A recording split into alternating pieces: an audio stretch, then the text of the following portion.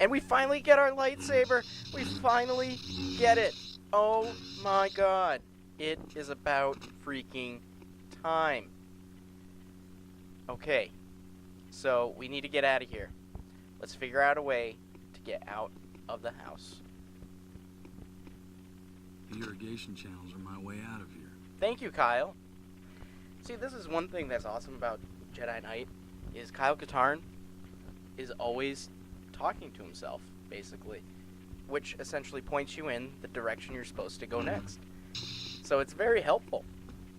And we finally have our first Force power as well, which is the Force Speed, which you're seeing in action right now.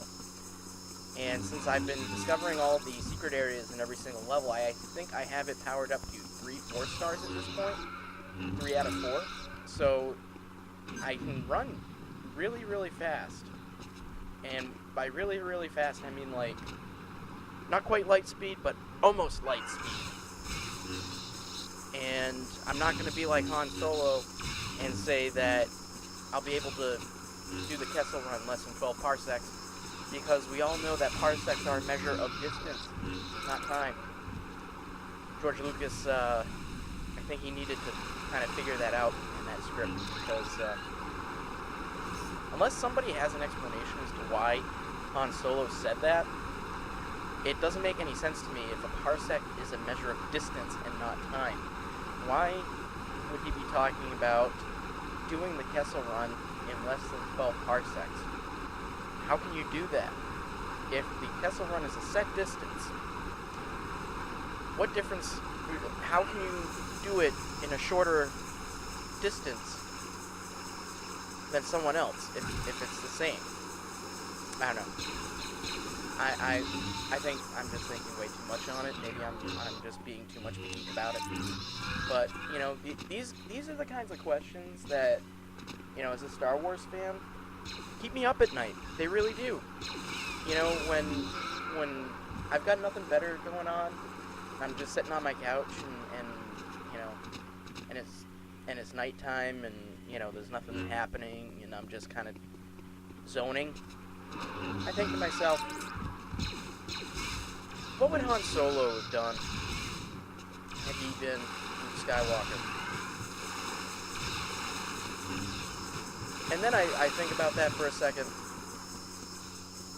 and then I realize that had he been in the position of Luke Skywalker, he would have just pulled out his gun and would have tried to just shoot everything in sight. Because contrary to popular belief and George Lucas's opinion, Han Solo shot first, not Greedo. And yes, I believe that Greedo should not have shot first, and that the special editions of Star Wars, Empire Strikes Back and Return of the Jedi aren't real. I will watch them because those are the only ones that are on DVD at the moment. But I hope against hope that someday we will get a high-definition version of the original theatrical releases of Star Wars, The Empire Strikes Back, and Return of the Jedi. But I digress. This is a secret area, in case you couldn't tell. I'm standing there with my lightsaber at the ready for what, I don't know. And I almost get swept away by the water. But ultimately, I'd have to say my favorite Star Wars movie, it always changes. I don't know why. It always switches between The Empire Strikes Back and Return of the Jedi. I'm not sure why my opinion always changes. Every once in a while I'll be, you know what, Empire's the superior movie. It's a slower pace, better character development. Ends with a down note. You have Darth Vader. Oh, excuse me. Spoiler alert for the 2 people who haven't seen it yet. You find out Darth Vader is Luke Skywalker's father. But Return of the Jedi also has some amazing action in it. It has Jabba the Hutt. It has the death, quote unquote, of Boba Fett. It shows Luke Skywalker as a complete badass Jedi, which you saw hints of in The Empire Strikes Back. And you get to see him in his full glory in Jedi. It's got droids being tortured. That's always a plus. It's got the Rancor. That fight's pretty cool. And it's got probably the best space battle in the entire Star Wars saga.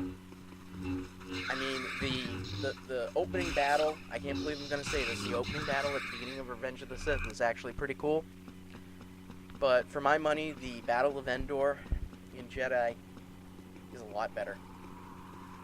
It really is. Much more cohesive. And for my money, the special effects from the originals are so much better than the CG. And probably the reason being, they're done with actual objects and like real models and everything.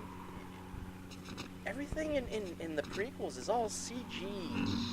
I mean, aside from a few things like Yoda and stuff like that, like key characters, the CG in the prequels suck. I mean, CG in general sucks. I don't know about you guys, but I don't like CG in my movies. I prefer rubber suits, fur suits. I like having a Wookiee that you could actually touch. You know? One that's actually walking in front of Princess Leia. That's not just like plopped there by some 3D animator in Korea. I mean, could you imagine if the original Star Wars movie came out today, how much different it would be in terms of like the special effects and the story? Like, it wouldn't be even the same movie. I mean, the original Star Wars is just it was so magical. You know, you had such a great story. It was self-contained, and it was perfect. It was a great movie, and it's one of the best movies of all time. Like, and I mean the original Star Wars, and I'm speaking as just a, you know, straight film fan. That's one of the best movies of all time. I mean, as a Star Wars fan, Empire's the best. But as a film fan, the original Star Wars, because of what it did to cinema. And I know I'm really kind of going off on a tangent here, and I'm completely not even relating to what's happening on screen. But on the topic of really good movies, I really do recommend, if you haven't seen it before, go out and rent or Netflix it or whatever. Go see THX 1138. That's George Lucas's first movie, and aside from the original Star Wars, it's probably his best. A lot of people say that American Graffiti is really good. I like it, but to me, it doesn't hold a candle to, you know, THX. So yeah, go see that. So yeah, I kind of forget how to get out of this area. So you're gonna see me drown in about 30 seconds probably. Okay, I'm losing air. That's why my screen's flashing. Come on, Kyle. You can do it. There's the surface. Oh, shit. Oh, and one other thing. This game completely violates Star Wars canon. Do you know why? That's right. Kyle Katarn's lightsaber works underwater. And according to Star Wars canon, a lightsaber cannot work underwater. That was established in The Phantom Menace in one of the deleted scenes, and it is considered to be actual fact. Again, I am geeking out right now, and I apologize to anyone who is listening to this who's just like, make this guy shut up. We don't care about the goddamn lightsabers. We just want to see how to play Jedi Knight without dying. Because this guy, he doesn't know what the hell he's doing. I mean, How did he die in this scene? I know that's what you folks are thinking. Don't worry. I make it this time. Here I go. Yep, that works. So, almost done with this level here.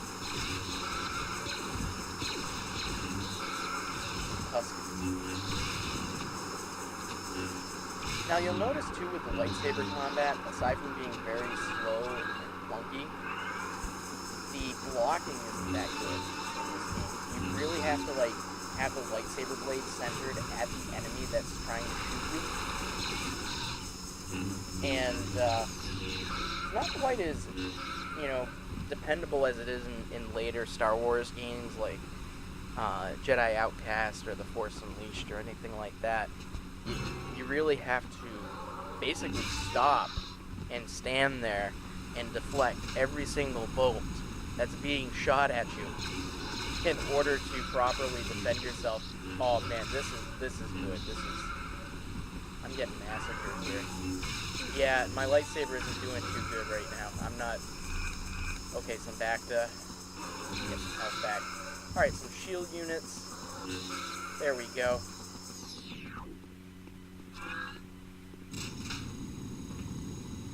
Alright, I'm feeling good about stuff now. I'm feeling good. Oh, what's this? 3 Tuscans? No problem. No problem at all. Oh! Seriously? In the back? Yeah, celebrate now while you can. I'll be back for my revenge, you bastard. Can you believe these Tuscan Raiders? Yeah, I've come up with a better strategy. Use a gun, not the lightsaber right now.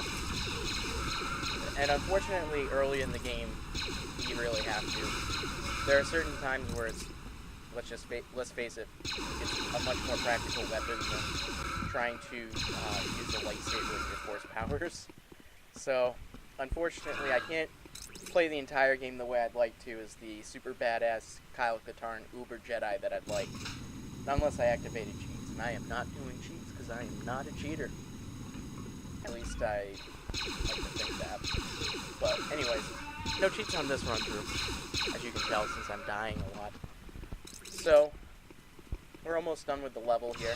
Just a little ways more. We've got one more secret area. Get rid of these Tusken Raiders. These things are nasty. They are like this gigantic jellyfish. You swim by them, their tentacles are going to reach up and just zap you for no good reason. Just because they're bastards, I guess. And they're just, creatures that are reacting to movement. Much like a real jellyfish. And look, Kyle Katarn's lightsaber works in water. Imagine that! Didn't we talk about that? Yes, we did. Okay, that's the final secret area in this level. And we're just gonna make our way through this little tunnel here. Activate force speed. This is one of my number one strategies in this game. Is that if you really want to be effective with the lightsaber, use the lightsaber in combination with force speed. So that way it will you will be quick in terms of getting in and out of situations. Because that's actually one of the things that I use when I duel the Dark Jedi in the game, is I will activate my force speed first. So that way I can, get a couple quick hits in and strafe them a little bit, and then run back in, get a couple quick hits, strafe around and everything. Alright. That's right. Eat some lightsaber, idiots. And I'm the idiot because I can't figure out which switch to control. That's the elevator, dummy. There we go. Alright, so I'm wrapping up this level here, and I'll see everybody in the next leg of our journey.